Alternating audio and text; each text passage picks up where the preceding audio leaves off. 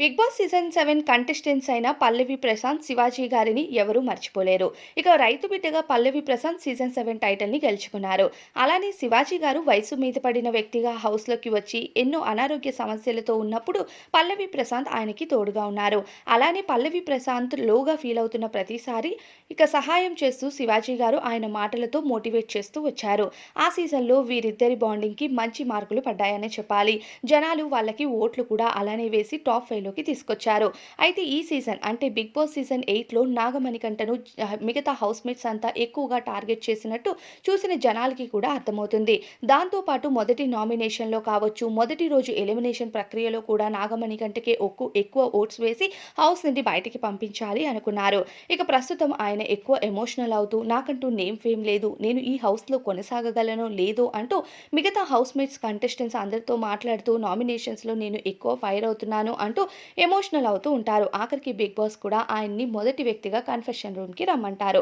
అయితే ఇప్పుడు నాగమణికంటకు ఆదిత్య ఓం ఒక బ్రదర్‌లా వెళ్లి తనను మోటివేట్ చేయడానికి ప్రయత్నిస్తారు. ఈ సీన్ చూసినప్పుడు లైవ్‌లో అనిపిస్తూ ఉంటుంది. శివాజీ పల్లవి ప్రశాంత్‌ని మరోసారి చూసినట్టు అనిపించింది. ఆదిత్య ఓం నాగమణికంట దగ్గరకు వెళ్లి "నువ్వెందుకు ఎక్కువగా ఎమోషనల్ అవుతున్నావు? ఎక్కువ ఎమోషనల్ అయ్యావు అంటే ఖచ్చితంగా చూసే జనాలు నువ్వు సింపతి గేమ్ ఆడుతున్నావని అనిపిస్తుంది. నీ ఆట నువ్వాడు. జనాలే నిన్ను గెలిపిస్తారు. నువ్వు భయపడాల్సిన అవసరం లేదు. నువ్వు వయసులో చిన్నవాడివి. కానీ మాకంటే ఎక్కువగా ఒడిదుడుకుల్ని ఎదుర్కొని ఇక్కడి వరకు వచ్చావు. అంటే నువ్వు ఆల్రెడీ సక్సెస్ అయినట్టే. నువ్వు భయపడొద్దు. సక్సెస్ నీకు వస్తుందా రాదా అన్నది పక్కన పెట్టు. నీకు 100% నువ్వివ్వు. ఖచ్చితంగా జనాలు చూసేవాళ్ళు ఓట్లు వేసి నిన్ను గెలిపిస్తారు. ఈ ఇంట్లో ప్రతి ఒక్కరూ గెలవడానికి వచ్చారు. ప్రతి ఒక్కరూ 3 నెలల పాటు హౌస్‌లో ఉండాలి అనుకునే వస్తారు. కానీ అందరూ ఉంటారా? ఎవ్వరూ ఉండరు. ఎవరో ఒకరు 5గురు మాత్రమే మిగులుతారు. మిగతా అందరూ హౌస్ నుండి బయటికి వెళ్ళిపోవాలి.